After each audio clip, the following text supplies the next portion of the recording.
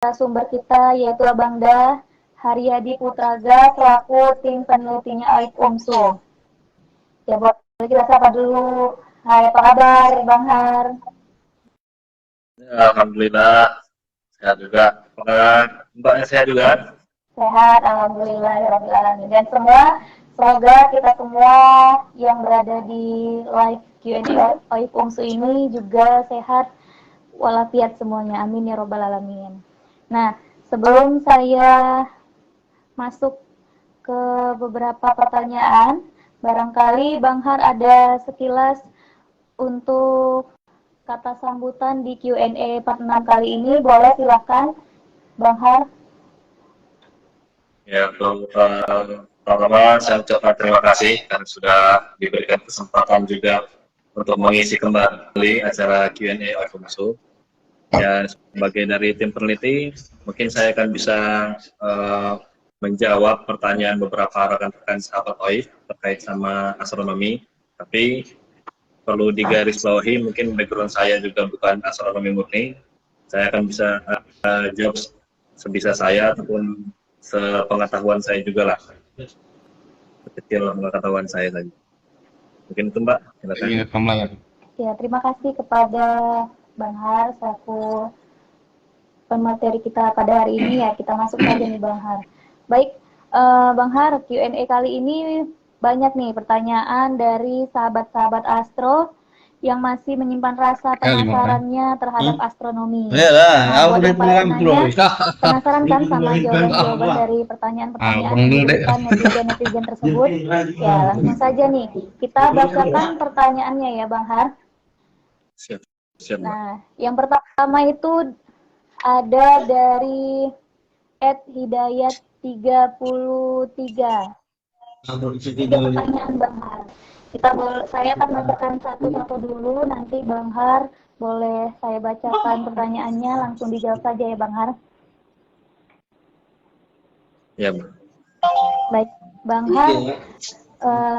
Pertanyaan yang pertama, apakah massa suatu bintang berrelasi terhadap suhu atau temperatur bintang tersebut? Nah, boleh Bang Har langsung dijawab saja dari Hidayat@hidayat33. Baik, terima kasih. Ya, untuk warna bintang yang kita ketahui memang ada beberapa warna gitu kan. Jadi seperti kalau kita lihat ke langit malam juga ada yang berwarna merah, ada yang berwarna putih, ada yang berwarna biru.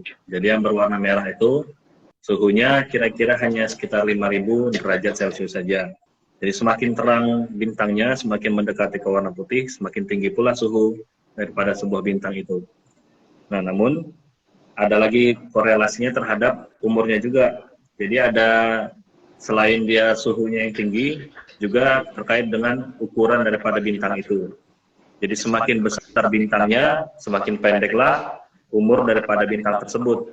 Jadi kalau ada yang suhunya tinggi tapi ukurannya besar, nah itu suhunya panas tapi umurnya pendek. Jadi ada sebuah diagram yang bernama diagram Hertzsprung.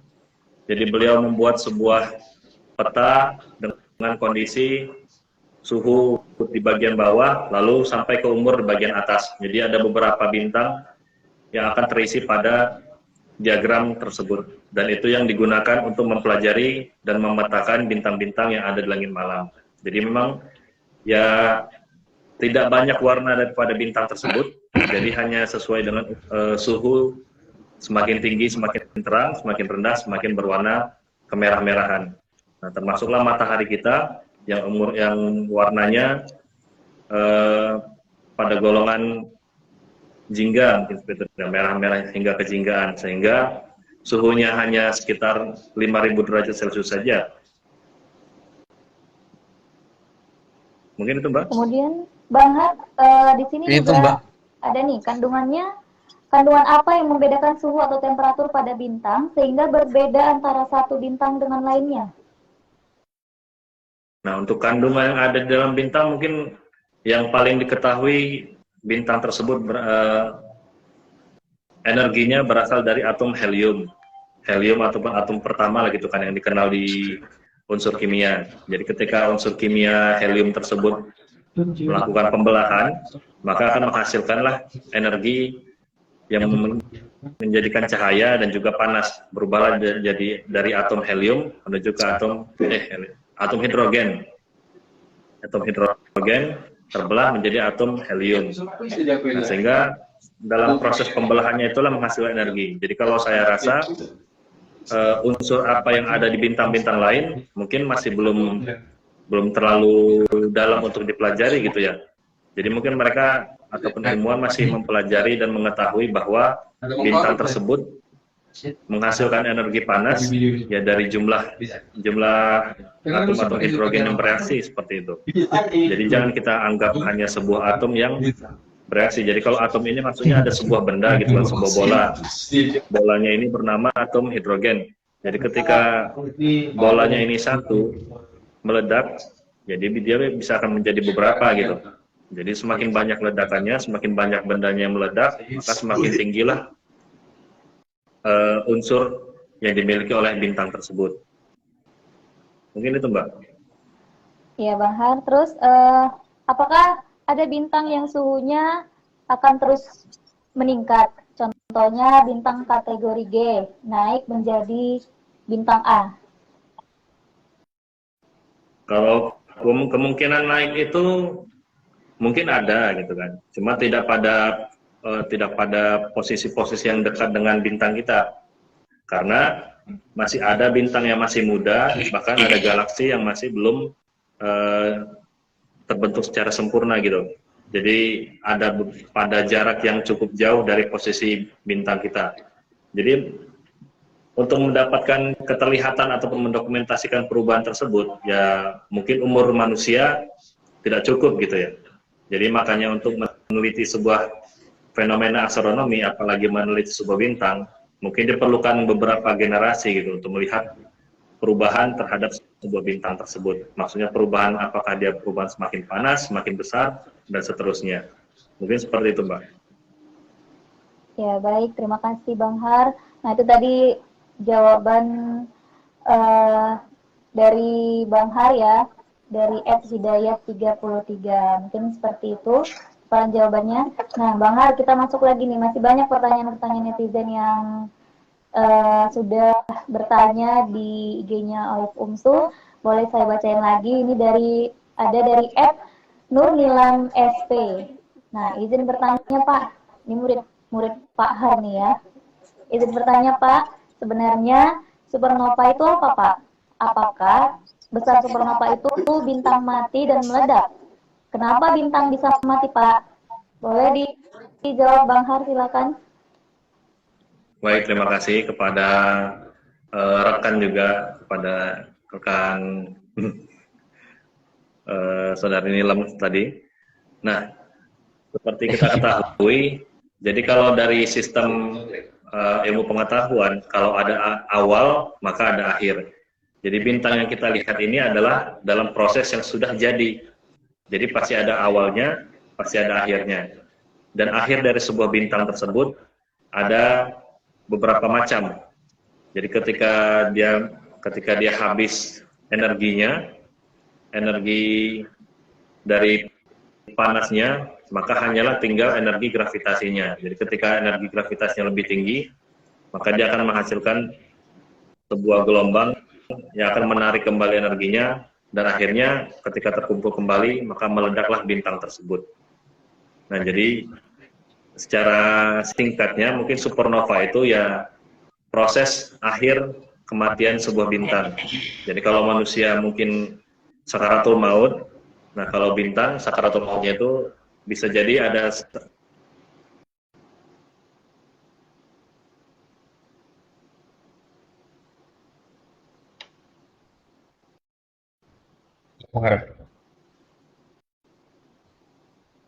Baik Bang Har, mohon maaf Bang Har, videonya terjeda Bang Har. Ya mohon maaf sahabat Astro, mungkin Bang Har sinyalnya lagi kurang baik. Sudah bisa Bang Har, tadi bisa diulangi kembali Bang Har, tadi sinyalnya putus-putus. Oke, baik. Terima kasih, mohon maaf sebelumnya. Oke, secara singkatnya supernova itu adalah proses kematian sebuah bintang. Jadi kalau kita analogikan seperti manusia, kalau manusia itu proses matinya adalah ketika dia sakaratul maut. Jadi sakaratul mautnya bintang adalah salah satu bentuknya supernova. Jadi dia ketika mati dia akan meledak. Jadi ada yang meledak, ada juga yang tidak. Kalau tidak akan menjadi bentuk yang lain, tapi kalau dia meledak, dia juga akan menghasilkan sebuah bentuk seperti itu. Nah, mungkin seperti itu, Mbak. Jadi ada awal, pasti ada akhir, kalau dalam sebuah sistem ilmu pengetahuan. Dan itu kira-kira berapa lama bintang bisa mati dan bisa terjadinya terlahir kembali, Bang Har? Kalau terlahir kembali, mungkin saya juga kurang tahu gitu ya. Mungkin kalau kita lihat dari penciptaan alam semesta, untuk membuat sebuah bintang itu sekitar 2 miliar tahun ya. Dari masa setelah Big Bang baru tercipta sebuah galaksi-galaksi awal, baru debu-debu bintangnya. Nah, kalau berapa lama fenomena supernova itu bakalan terjadi juga, itu masih menjadi pertanyaan sama astronomi juga. Jadi untuk astronomi memang tidak bisa mencampur tangani fenomena itu, jadi hanya bisa mengamati dan memprediksi dari aktivitas sebuah bintang tersebut. Mungkin kalau di beberapa tahun sebelumnya ada sebuah bintang yang bernama Betelgeuse atau Betelgeuse. Jadi dalam pengamatan selama 60 tahun terlihat bintangnya itu kadang terang, kadang redup. Jadi kan seolah-olah seperti lampu yang sudah hampir kehabisan energi gitu kan. Kadang energinya terang, kadang energinya gelap. Jadi diperkirakan, bahkan sempat diberitakan, bintang Betelgeuse itu akan mati, dan ini adalah sebuah potensi dari keterlihatan supernova yang bisa diamati bersama-sama. Jadi supernova itu sendiri nggak selalu bisa kita temukan gitu. Jadi walaupun kita mengamati langit malam, hanya sepetak kecil saja langit itu yang teramati. Mungkin supernovanya bisa saja berada di sebelah ujung sana, sedangkan kita melihatnya sebelah sana. Dan kita masih belum bisa mendeteksi seluruh permukaan langit dalam satu waktu gitu. Nah, berapa lama lagi dan berapa lama akan terlihat? Nah, masih belum terjawab juga lah, karena keterbatasan umur manusia dan ilmu pengetahuan yang mempelajari tentang perbintangan tersebut. Iya, baik. Terima kasih, Bang Har. Nah, Nur Nilam tadi sudah terjawab ya pertanyaan dari Nur Nilam SP. Dan kemudian nih Bang Har, ada lagi yang mau nanya dari, kita bacakan, @_Pita Ginting.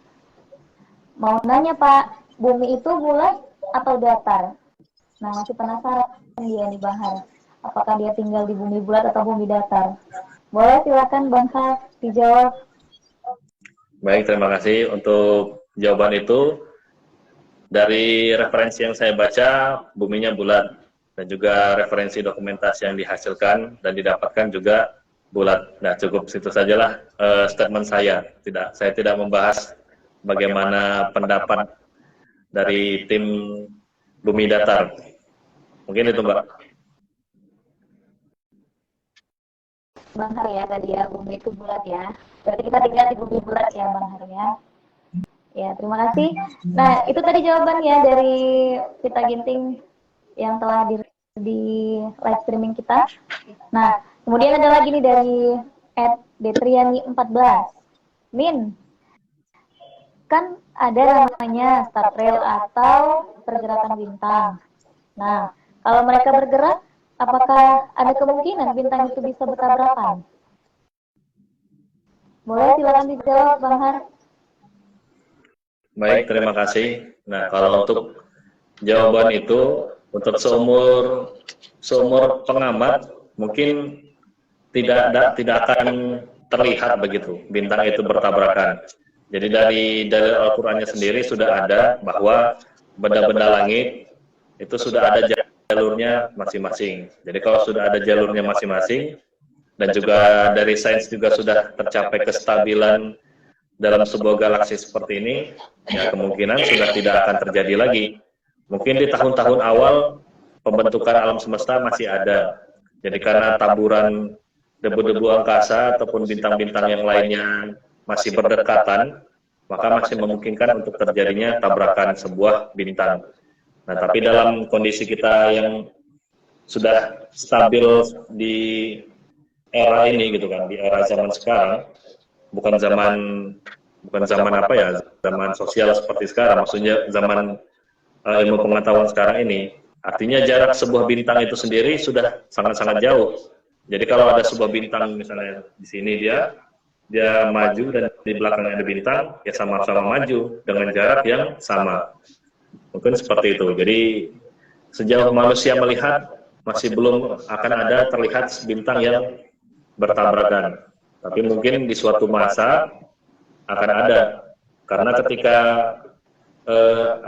ada sebuah teori juga gitu kan, ketika penciptaan bumi kita kan dari sebuah benda yang tunggal yang bernama singularitas, lalu dia mengembang. Jadi mengembang masing-masing memiliki jarak. Jadi ketika akhir daripada alam semesta, ada sebuah teorinya Big Crunch namanya. Kalau Big Crunch itu adalah penyusutan yang membesar, penyusutan besar.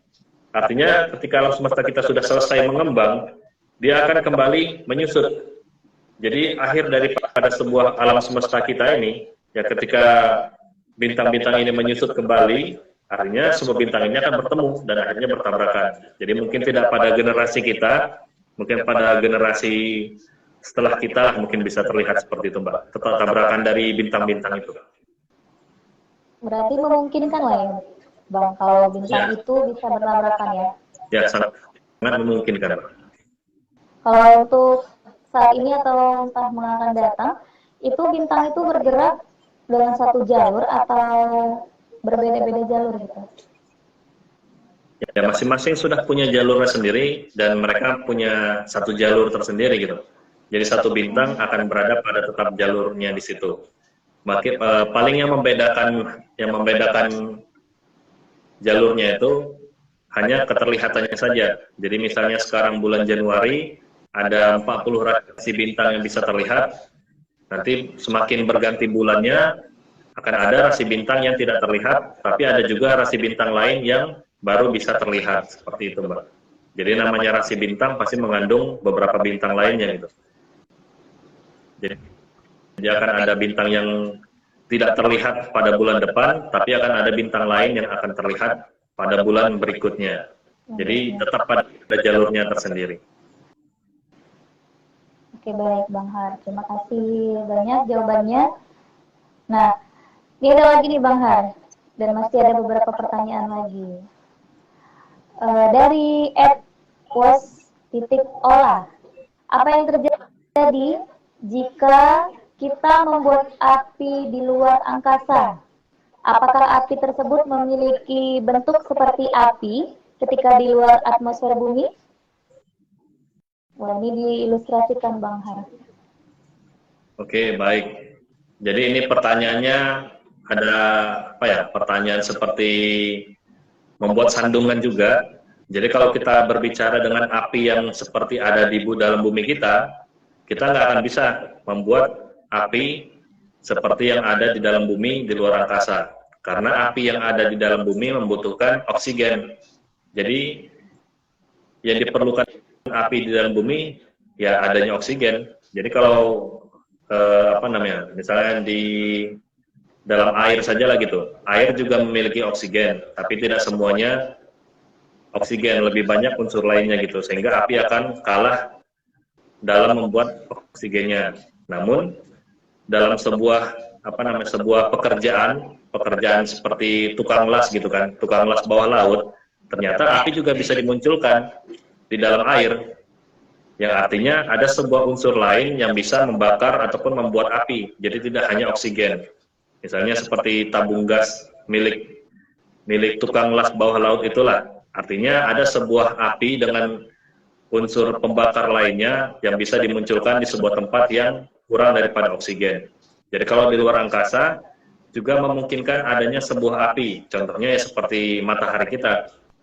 Matahari itu sendiri ya hasil daripada ledakan atom tadi, ledakan atom hidrogen menjadi atom helium yang menghasilkan energi panas dan juga energi yang seperti api lah, seperti itu. Tapi apinya mungkin bukan api yang sama seperti kita lihat di bumi kita untuk api di luar angkasa. Mungkin itu, Mbak. Oh iya Bang Har. Berarti nanti boleh dicoba ya di Wasola kalau sudah menjadi astronot bawa api keluar angkasa ya mungkin Bang Har ya. Ya, Oke buat Bang Har. api itu. Silakan. Iya. Terima kasih jawabannya Bang Har. Kita lanjut lagi nih di dari app 17104XX. Wah, kali IG-nya nih Bang Har. Namanya susah disebutin. Ya, pertanyaannya itu apa yang terjadi jika luar angkasa tanpa satelit alami yang mengitari planet? Boleh dijawab Bang Har?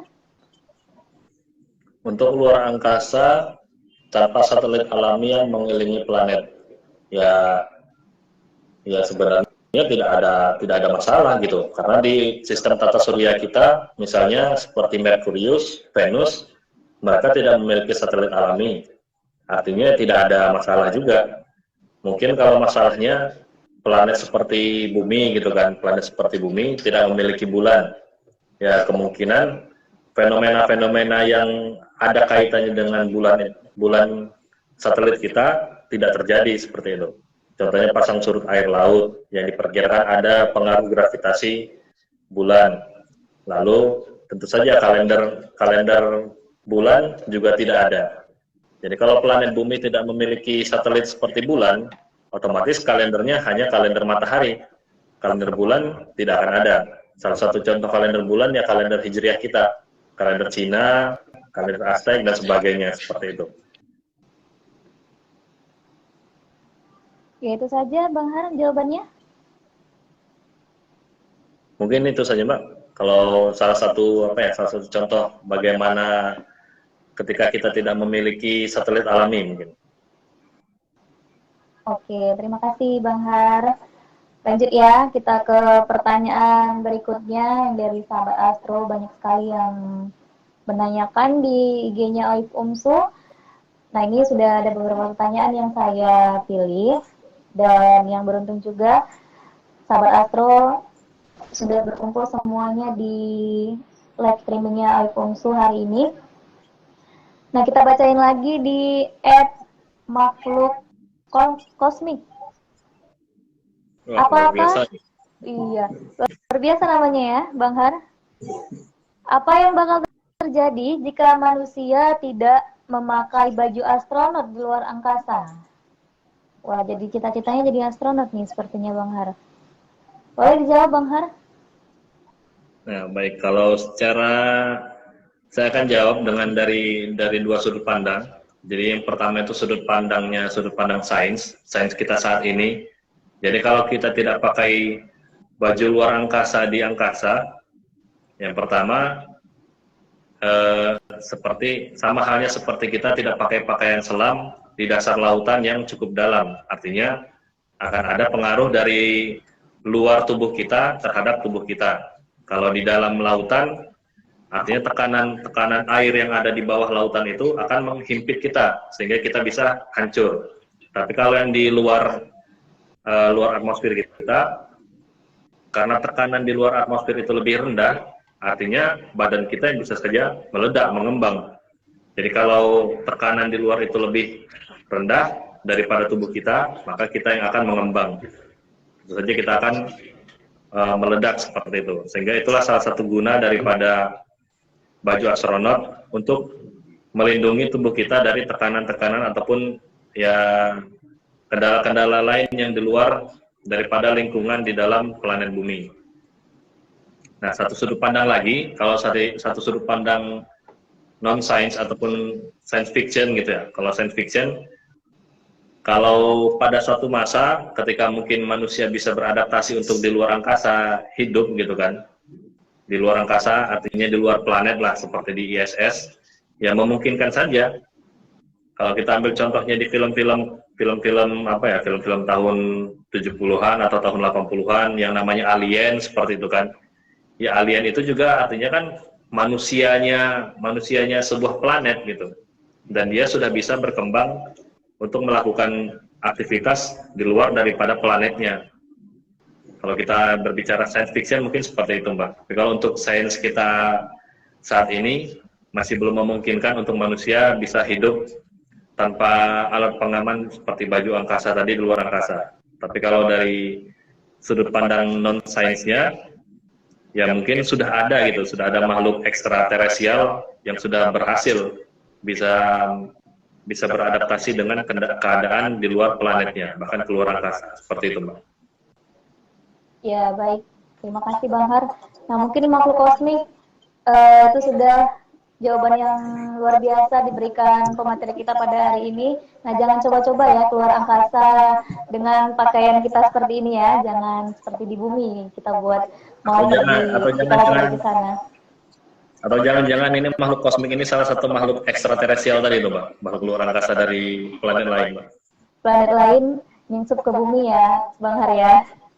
Iya, dan mungkin saja, Mbak. Mengikuti idenya Aib Umsu dia selama ini mungkin ya, Bang Har ya. Makanya dia pertanyaannya luar biasa sekali. Oke, baik. Terima kasih jawabannya, Bang Har. Kita masuk nih, pertanyaan berikutnya dari Ed Mardiatin. Nah, izin bertanya, Pak. Wah, murid Bang Har semua nih sepertinya yang nanya nih. Izin bertanya, Pak. Apakah bintang yang terlihat setiap malam selalu sama? Sepertinya banyak pecinta bintang hari ini yang bertanya ya, Bang Har ya. Silakan Bang Har dijawab. Oke, Mbak. Mungkin secara baiklah saya akan jawab dari beberapa sudut pandang juga. Jadi kalau bintang yang kita lihat itu sebenarnya sama. Jadi yang membedakan keterlihatan bintang itu posisi kita melihat. Mungkin hari ini misalnya kita lihat di pinggir pantai, wah bintangnya banyak begitu kan, karena kondisi langitnya jauh dari polusi cahaya. Jadi kita bisa melihat lebih banyak bintang di tempat yang jauh dari kota. Nah, baru misalnya besoknya kita kembali ke kota, misalnya kota Medan. Ketika kita melihat langit malamnya, loh bintangnya kok hanya sedikit yang terlihat. Mungkin hanya bintang-bintang yang punya magnitudo yang besar gitu kan, yang benar-benar terang, seperti Sirius ataupun seperti beberapa sabuk Orion dan sebagainya. Jadi hanya beberapa bintang yang bisa terlihat. Lalu ketika besoknya lagi kita berjalan ke daerah lain, maka lebih banyak lagi. Misalnya dapat undangan ke ke Observatorium Nasional di Nusa Tenggara gitu kan. Observatorium Timau itu bintangnya bahkan galaksinya juga sudah bisa kita lihat secara kasat mata. Artinya keterlihatan bintang itu juga dipengaruhi oleh kualitas langit malam di tempat tersebut. Lalu yang membedakan kedua adalah bulan ketika bukan bulan satelit kita gitu ya. Misalnya bulan Januari, bulan Februari, bulan kalendernya. Jadi ketika kita mengamati langit pada bulan kalender yang berbeda, maka bintang-bintangnya juga akan berbeda seperti yang saya sampaikan sebelumnya. Jadi misalnya kita lihat Januari, kita tidak bisa melihat rasi bintang Orion misalnya gitu kan. Mungkin di bulan Maret baru bisa kita lihat rasi bintang Orion pada awal malam. Nanti 6 bulan kemudian kita tidak akan bisa menemukan rasi bintang Orion, tapi kita bisa menemukan rasi bintang Scorpio dan seterusnya gitu. Jadi pada bulan-bulan yang berbeda, maka kita akan mendapatkan bintang-bintang yang berbeda juga. Jadi semua langit malam tidak bisa kita amati dalam satu waktu. Jadi hanya ketika langit malam 12 jam, hanya sebagian langit sajalah yang bisa kita amati dalam satu waktu. Jadi untuk mengamati bagian langitnya yang lainnya, maka kita amati pada waktu yang berbeda. Lalu sudut pandang yang ketiga, mungkin saya perlu tanyakan juga ini, bintangnya bintang mana? Apakah bintang dengan nama orang? Ya tentu saja hari ini si bintang A berbeda. Maka besok kita jumpa lagi, maka berbeda lagi lah bintang yang kita jumpai itu. Kalau satu sudut pandang lagi ya, saya boleh seluruh. Ini bintangnya, contohnya bintang apa lagi nih? Bintangnya misalnya Aldebaran, si pemain film mungkin. hari ini settingannya berbeda, besoknya sudah berbeda lagi episodenya. Ya tentu saja sudah ada yang menyeting, maka berbedalah bintang si Aldebaran tadi. Mungkin seperti itu, Mbak. Tapi Bang, apakah misalnya kita mau ingin melihat bintang itu harus cuacanya yang benar-benar bagus? Kalau mendung pun tidak bisa terlihat juga bintang yang mau diamati. Ya, untuk keterlihatan bintang itu juga selain kualitas langit malamnya juga dipengaruhi oleh cuaca.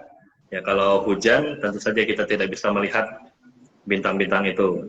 Jadi walaupun dia cerah tapi berawan, hanya sebagian langit saja yang bisa terlihat.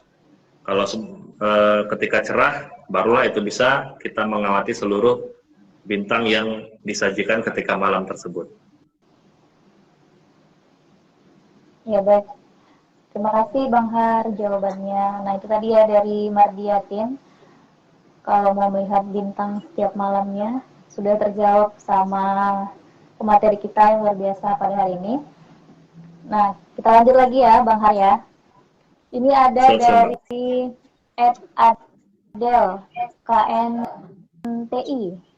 Izin bertanya Pak, siapa sih yang bertanggung jawab atas sampah-sampah luar angkasa yang dihasilkan manusia? Dan apa dampak sampah tersebut? Apa ada dampak sampah tersebut ke bumi? Boleh silakan dijawab Bang Har. Baik, terima kasih. Yang pertama kita perlu identifikasi apa itu sampah luar angkasa. Jadi sampah luar angkasa itu bisa saja sampah natural yang artinya dia adalah batu-batu angkasa, asteroid ataupun benda-benda angkasa yang sudah ada sebelum manusia ada. Lalu yang kedua adalah sampah angkasa ketika manusia sudah ada. Jadi aktivitas manusia di luar angkasa seperti mengirimkan satelit, mengirimkan stasiun angkasa, dan juga mengirimkan logistik untuk konsumsi manusia di luar angkasa tadi, itulah mungkin yang bisa kita sebutkan sebagai sampah angkasa milik perseorangan gitu, milik orang yang sudah mengidentifikasinya. Jadi salah satu contohnya adalah misalnya satelit yang jatuh. Nah, baru-baru ini kan ada juga satelit milik Cina yang jatuh ke dalam bumi. Nah, karena satelit tidak berfungsi, akhirnya dia jatuh dan itu juga menjadi sampah angkasa. Tentu saja kita mengetahui bahwa benda yang jatuh itu milik Cina misalnya. Di tahun yang sebelumnya juga ada satelit Tiangong, maka kita ketahui bahwa sampah angkasa tersebut milik Cina. Jadi ketika kita masih bisa mengidentifikasi, maka kita bisa mengetahui siapa yang bertanggung jawab terhadap jatuhnya benda yang dikirimkan tersebut. Tapi kalau ada misalnya misi rahasia lah gitu kan, misi rahasia mengirimkan satelit rahasia juga, jadi ketika bendanya jatuh tanpa pengetahuan, tanpa pemberitahuan, ya tentu saja kita tidak bisa menjawab, tidak bisa menuntut ini milik siapa, seperti itu. Mungkin itu Mbak. Dan itu dampaknya besar nggak ke bumi Bang? Dampaknya mungkin kalau dia jatuhnya di lautan tidak terlalu berdampak terhadap ekonomi gitu. Ya mungkin hanya jatuh hancur tersebar, pecah atau jatuh tenggelam. Tapi kalau jatuhnya di atas pemukiman, ya tentu saja berdampak. Dampaknya sosial, ekonomi dan juga dampak terhadap wilayah tersebut. Mungkin itu. Ya baik, itu tadi jawabannya ya Del. Nah, kalau jadi astronot nanti jangan buang sampah di sembarangan di luar angkasa ya, Bang Har ya. Nah, itu saya sengaja tidak saya bahas. Kita kan belum membicarakan bagaimana sampah lah gitu, sampah orang-orang yang beraktivitas di luar angkasa itu jatuhnya ke bumi atau bagaimana pembuangan mereka. Nah, itu saya tidak bahas lah. Saya masih membahas yang besar-besar saja. Ya, baik. Terima kasih, Bang Har. Ya, cukup ya jawabannya dari Adel tadi ya. Nah, masuk nih di pertanyaan selanjutnya dari Suga Atriadi. Izin Pak, katanya, siapa saja tokoh astronomi Islam Pak? Ya, boleh Bang Har dijawab. Baik, terima kasih. Untuk tokoh astronomi Islam, mungkin nggak bisa saya sebutkan satu persatu, tapi ada tokoh kita juga, tokoh dari OIF, Kepala FUMSU yang sudah mengidentifikasi beberapa tokoh astronom Islam. Jadi yang sudah diidentifikasi oleh Dr. Arwin, ada sekitar 28 tokoh astronomi Islam yang sudah berkontribusi dan juga memiliki prestasi terhadap ilmu tentang astronomi tersebut. Jadi mungkin untuk lebih jauhnya, ini bukan promosi ya, bukan promosikan bukunya. Mungkin jika ingin mengetahui, mendapatkan referensi lebih jauh lagi, jadi bisa dibaca juga buku Kepala FUMSU Dr. Arwin yang bernama Astronom Muslim.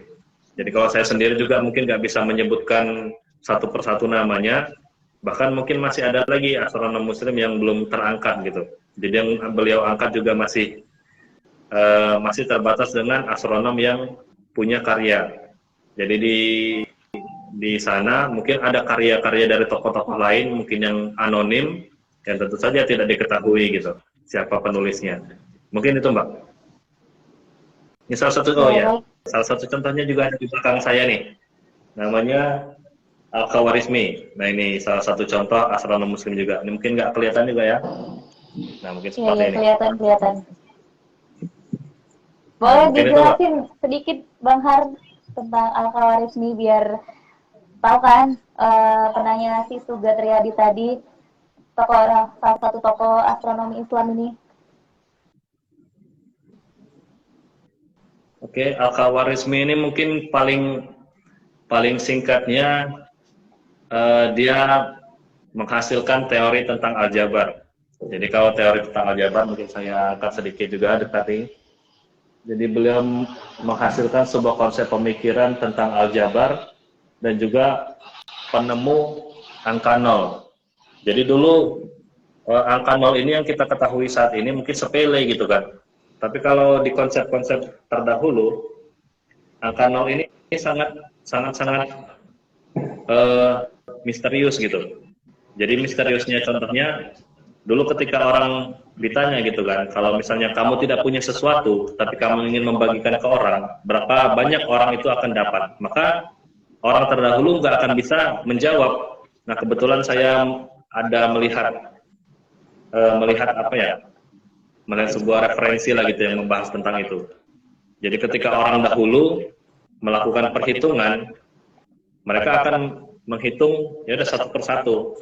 Jadi artinya satu persatu maksudnya ketika sudah sampai 10, mereka akan menghitung udah 11. Jadi ketika 100, 101, misalnya 100 tambah 100, mereka akan menghitung dulu 100, 101, 102 dan seterusnya. Jadi konsep angka nolnya ini mereka belum paham. Bahkan kalau kita kan sudah paham gitu kan ya, kalau 100 tambah 100 pasti 200. Misalnya 101, jika ada 100 ikat, lalu akan dibagikan menjadi 5, akan dibagi ke 5 orang. Sekarang kita paham bahwa 100 bagi 5, 20. Nah kalau orang terdahulu tidak. Nah itu ada sebuah referensi yang saya baca, bahkan temuan angka nol ini itulah yang mengubah paradigma dan juga aritmatika orang zaman pertengahan. Jadi dulu perhitungannya masih lambat, cara berhitung lambat, perkalian, pembagian masih lambat, tapi ketika ditemukan konsep angka nol, bukan hanya angka nol di tengah-tengah, angka nol yang berada di puluhan, ratusan, dan juga jutaan, maka itu menghasilkan sebuah sistem aritmatika dan perhitungan baru yang memudahkan orang untuk berhitung matematika atau memperhitungkan sebuah benda lebih cepat. Seperti itu, Mbak.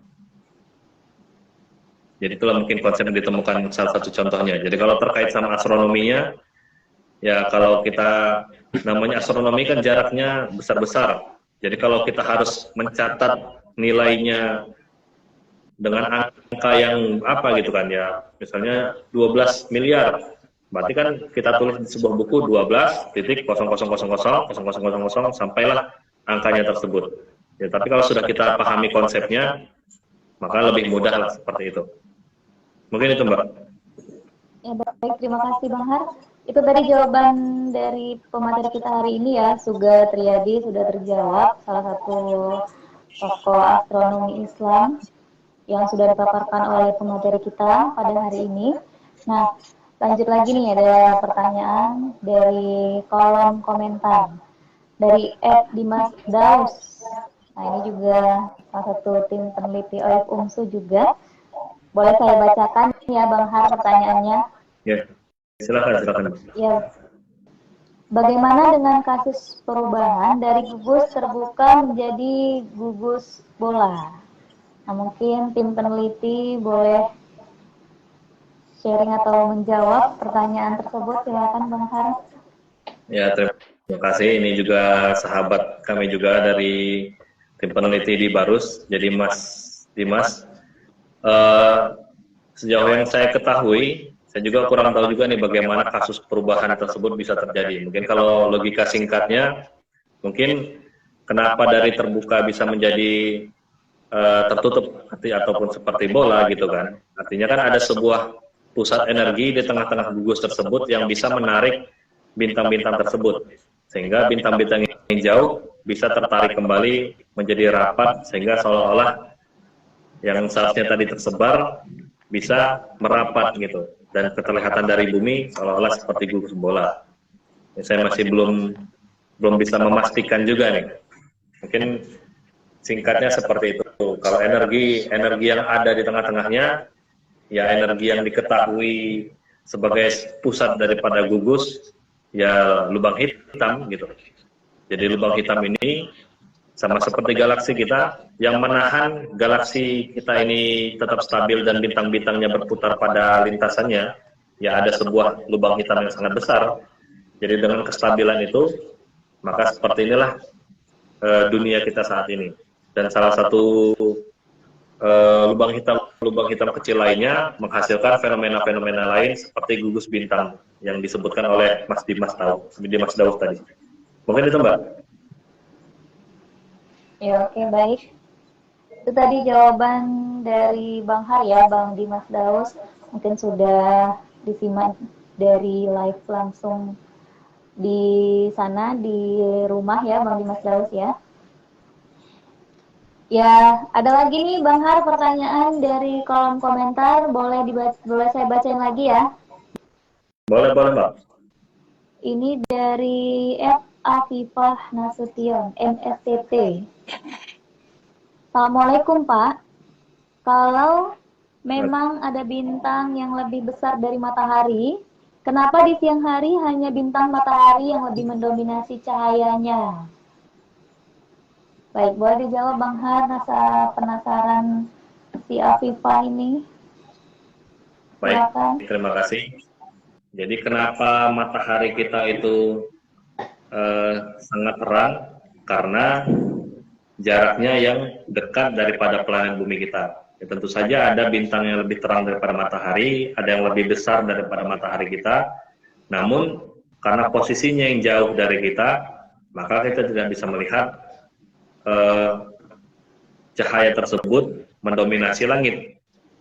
Sehingga ketika matahari terbit, karena dia jaraknya dekat dengan planet kita, maka dia akan mendominasi. Contohnya mungkin ketika kita berjalan naik kendaraan malam hari gitu kan, yang di depan kita ada mobil, di belakangnya juga ada mobil. Ketika kita berjalan di malam hari naik kendaraan, di depan kita di jalan sebelah kanan ada sepeda motor, lalu di belakangnya ada kendaraan misalnya mobil sedang lah gitu kan. Lalu di belakangnya lagi ada mobil seperti Fuso. Artinya mereka memiliki sumber cahaya lampu sorotnya gitu kan. Kendaraan seperti sepeda motor, lampunya kecil. Jadi karena dia dekat, dia lebih terang. Lalu semakin ke belakang tadi ada mobil lampunya ada dua, kanan kiri. Dia kan lebih banyak cahayanya, tentu saja cukup terang. Tapi karena ada kendaraan sepeda motor di depan, ya karena motor inilah yang akan bisa kita lihat. Sehingga di belakang-belakang akan sulit terlihat. Mungkin sekilas apanya seperti itu juga, Mbak. Jawaban singkatnya ya karena matahari kita adalah bintang yang paling dekat dengan planet bumi kita. Jadi kalau kita nanti bisa berjalan ke planet ataupun ke bintang lain, ya tentu saja kita akan bisa mendapati bahwa ukuran daripada bintang tersebut berbeda dengan bintang daripada planet bumi kita. Bintang matahari di planet bumi kita, seperti itu, Mbak. Ya, baik, Afifah sudah terjawabkan ya pertanyaannya dari kolom komentar langsung. Dia tadi menanyakan Bang Har. Terima kasih semuanya. Nah, kalau sahabat Astro yang sedang bergabung hari ini juga boleh di kolom komentar memaparkan pertanyaannya, karena live kita sebentar lagi akan kita akhiri. Baik Bang Har, untuk semua sahabat Astro tadi yang udah menanya. Nah, apakah ada sahabat Astro yang menurut Bang Har itu yang begitu luar biasa menanyakan live Q&A kita, atau yang sudah bergabung pada hari ini? Bang Har, suara saya bisa terdengar putus-putus? Tadi agak putus-putus juga, Mbak, dari saya. Ya, apakah dari Bang Har nih, apakah ada pertanyaan ataupun apakah ada dari yang sudah memaparkan pertanyaan hari ini, antusias dari para bertanya, Bang Har boleh deh sharing ke kita atau kasih masukan ke penanya-penanya atau memberi semangat kepada sahabat Astro yang telah hadir pada hari ini. Oke, terima kasih sebelumnya terhadap rekan-rekan sahabat Astro kita yang sudah memberikan pertanyaan di live Q&A kita, live Q&A oleh FUMSU. Jadi mungkin kedepannya kita bisa buat sebuah tema gitu untuk live Q&A, sehingga bisa kita kumpulkan dan jawab juga satu tema. Mungkin ini kan ada yang ragu-ragu juga gitu kan, karena sudah episode yang keberapa tadi, Pak? Episode ke-6 ya? Ke-6. Nah, mungkin ada juga kawan-kawan yang sudah mengikuti dari sebelum-sebelumnya agak malu-malu gitu menanyakan pertanyaan yang sama. Mungkin nggak apa-apa gitu, tidak apa-apa untuk menanyakan pertanyaan yang sama, karena yang menjawab pasti orangnya berbeda. Ketika orang yang menjawab berbeda, tentu saja orang tersebut akan menjawab berdasarkan background ataupun latar belakang dari orang tersebut. Nah, kebetulan misalnya seperti saya backgroundnya matematika, maka saya menjawabnya seperti saya sampaikan jawaban tadi, lebih banyak mendekati jawabannya berdasarkan sudut pandang matematika.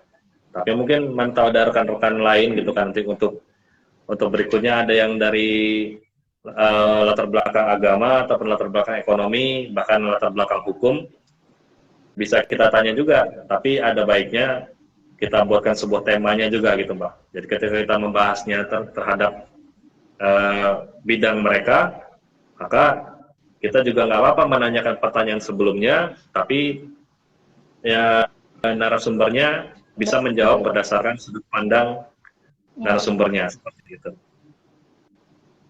Iya, baik. Terima kasih banyak nih Bang Har, pemateri kita yang luar biasa, yang sudah menjawab pertanyaan-pertanyaan sahabat Astro yang spektakuler hari ini ya. Begitu antusias mereka, bisa kita lihat dari yang masuk ke dalam live streaming IG FUMSU pada siang hari ini. Dan sahabat Astro, jangan bersedih hati lagi nih. Bagi para penanya selanjutnya yang masih penasaran sama ilmu astronomi, nah boleh juga nanti di lain waktu di Q&A selanjutnya akan OIF UMSU adakan lagi. Tunggu saja di IG OIF UMSU, nanti akan keluar flyernya dan teman-teman semua boleh menanyakan kembali dengan narasumber yang berbeda. Ya baik, Bang Har, terima kasih banyak ya sudah hadir di live streaming OIF UMSU hari ini.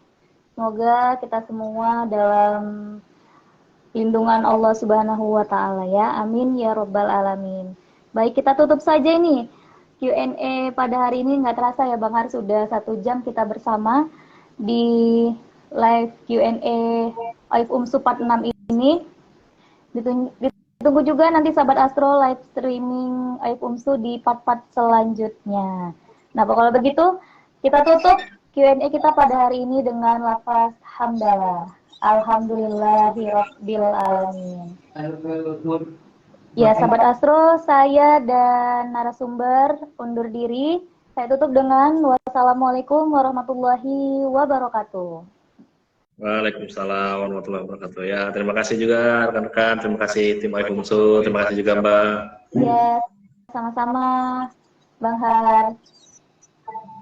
Ya, kita semuanya sahabat Astro izin live ya, izin live. Boleh Bang Har meninggalkan live-nya pada hari ini?